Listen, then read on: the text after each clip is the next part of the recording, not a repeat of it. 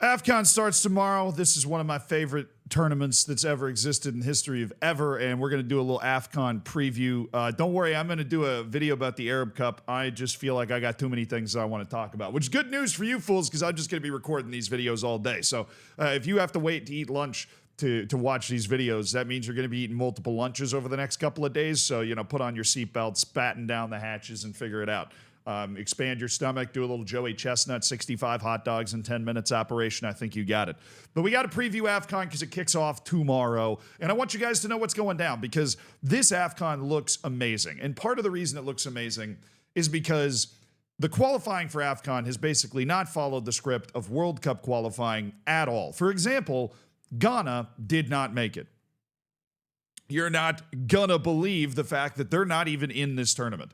They were eliminated from Afcon before actually getting to Afcon, which means every single one of the teams you see here accomplished something that Ghana could not, finishing top two in the different qualifying groups. So just off the top, one of the perennial favorites for this title, one of the best teams in Africa, one of the teams that is qualified for the World Cup from Africa is not going to be here. And that is just, that is preparation, right? I'm preparing you for the nonsense that's about to occur in this tournament. I remind you, the winners of the last Afcon were Ivory Coast.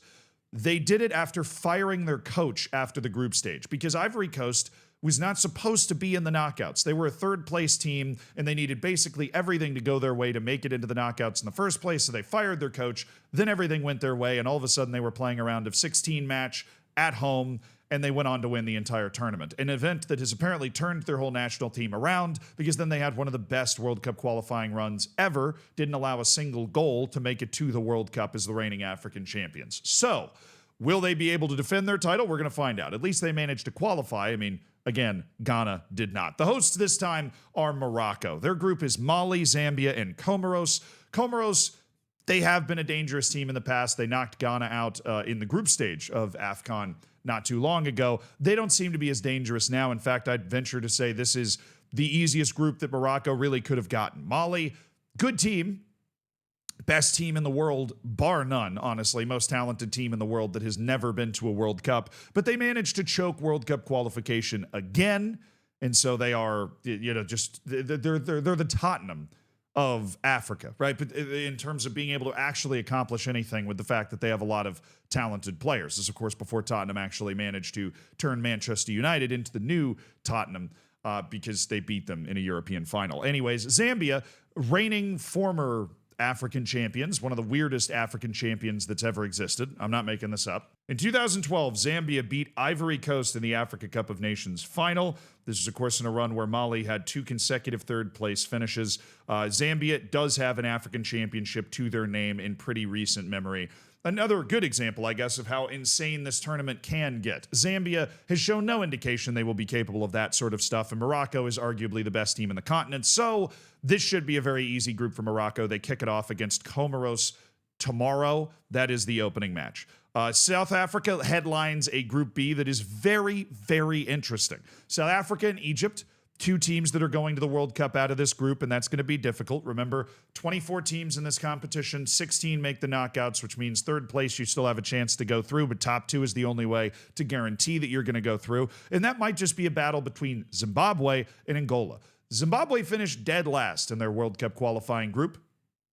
They were terrible. They finished behind Rwanda. They finished behind Lesotho. They finished behind, Benin. They were behind a bunch of teams they probably shouldn't have been behind. They also managed to draw Nigeria twice in World Cup qualifying and qualify for the Africa Cup of Nations, which again, Ghana did not do that. The reason they didn't, Angola. Angola won that qualifying group pretty convincingly, by the way. I'm going to pull that up. Afcon qualifiers. You're not even going to believe what this group looked like. Angola was balling out in this group for some unbelievable reason. Oh, Cape Verde's also not here.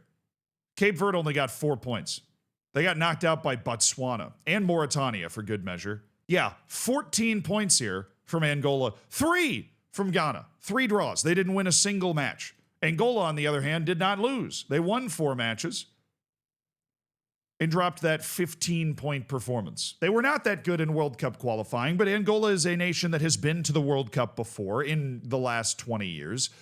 They have a chance to maybe do something. I don't know. Clearly, Africa Cup of Nations and World Cup qualifying, there's just different stuff in the water. You know, they're different. There's a different script that's been handed out. So Angola, I think, could be one of the surprise teams of this tournament based off the way they performed in the Africa Cup of Nations qualifying. They're at least going to bring some confidence into this. Also for Mo Salah, maybe the last time that he's somewhere near the peak of his powers to try and win an African championship, which, if we go over to our old Africa Cup of Nations thing, Mo Salah has not ever participated in. Egypt's last African championship was the end of their three-peat in 2010.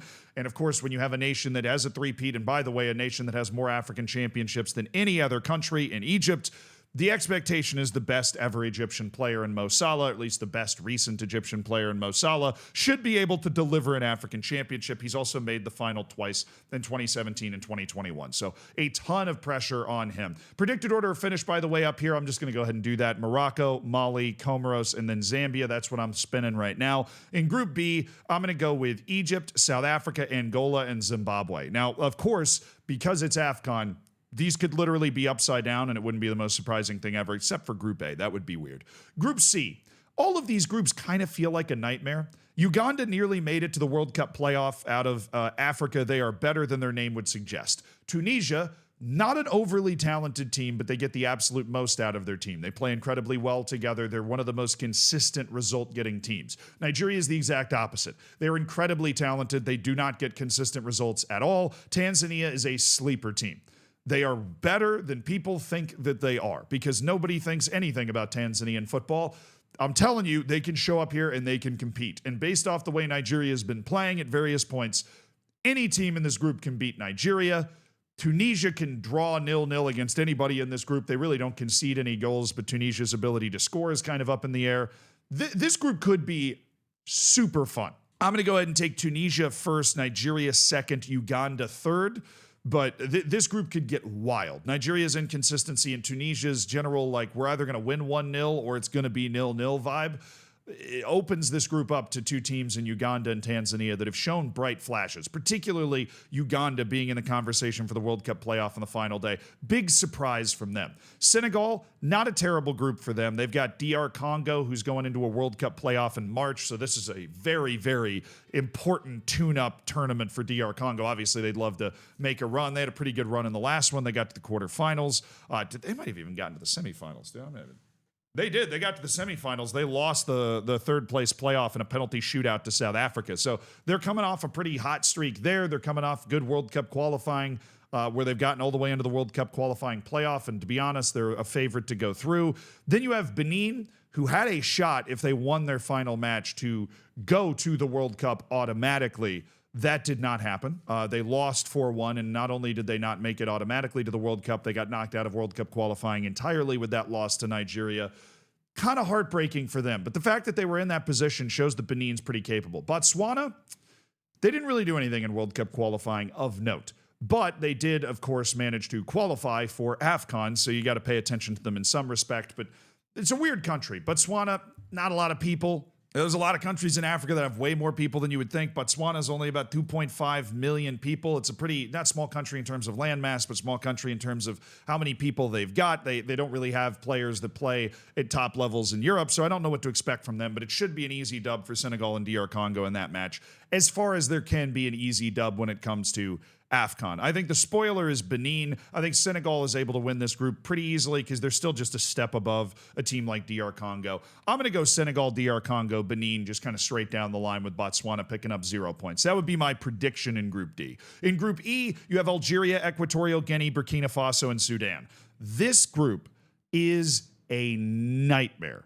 Equatorial Guinea has been to the knockouts in consecutive Afcons. They are a dangerous team. The only reason they weren't a factor in World Cup qualifying is they got a really dumb 6-point deduction for using an ineligible player that they'd been using for 12 years and who was immediately reinstated. It was basically a paperwork mistake. Burkina Faso was goal difference away from being in the World Cup playoff out of Africa. Sudan was top of their group for a little while in African qualifying before fading a little bit. But Sudan is dangerous. They had a good showing in the Arab Cup as well. They managed to get into that, and I don't know. They're a competitive national team. Nobody really ever knows anything about them because their players all come from the couple of big teams in the Sudanese league, which are staying alive during the Sudanese civil war that's going on by playing in various leagues around Africa. They were playing in the Mauritanian league recently.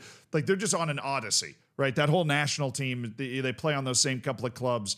They're all just traveling around Africa together to stay sharp and play matches. Algeria, they're very happy to be back at the World Cup. They are one of the most talented national teams in Africa, but there is not an easy match here.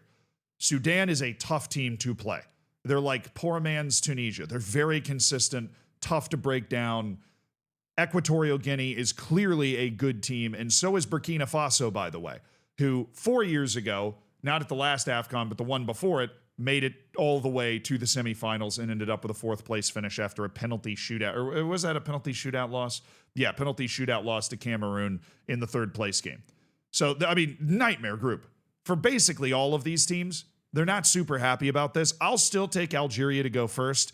I'm going to take Burkina Faso to go second. I'm actually going Sudan third. I don't mean to disrespect Equatorial Guinea here. I just think that they're probably past their prime where their national team was playing at that level where they were consistently in the Afcon knockouts. Unfortunately for them, I think that's starting to fade. Emilio Nsue, their best player, is just getting a little too old to be able to do what he used to do, right? Be one of the top goal scorers in Afcon consistently. Algeria, Burkina Faso, Sudan, but do not be surprised if Algeria ends up sweating this, because each of these 3 teams beating Algeria would not be a mega surprise. And then the final group is Group F. Here you have Cameroon, who missed the World Cup. They are not going. You have Gabon, who also missed the World Cup. They lost in the African playoff to Nigeria, but Gabon had an unbelievable qualifying. They got 25 of a possible 30 points. They just didn't finish first because Ivory Coast was unbelievable. And of course, they turn around and see Ivory Coast in their damn group again when it comes to Afcon. And the other team, Mozambique. I think Mozambique's dead here. Based off the results that I've seen them get, I don't think they have the firepower to catch these other 3 teams. Gabon will be coming in here feeling like they can make some serious noise. Dark horse type team. You get 25 out of a possible 30 points in qualifying. You can at least very consistently beat teams you're supposed to beat. That would be Gabon beating Mozambique here. Gabon and Cameroon will be the betting favorite, but I don't know if they should be the favorite. I mean, if we're just looking at results and like Cameroon lost out to Cape Verde to go to the World Cup.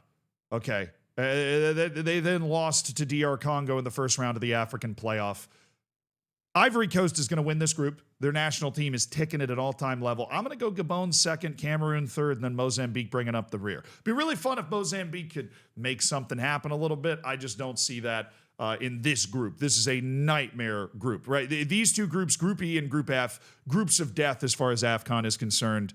Just not any room to maneuver at all. But this is a very balanced set of groups, and there's very few teams that I look at over the course of this tournament that I go, wow, that team has no chance to do something, right? And that's what makes the Afcon so fun, is because you just put your seatbelt on, and even though I've just made those predictions, I am expecting them and hoping that they're going to be blown up. I'm expecting them to be blown up. They should be. That's Afcon heritage.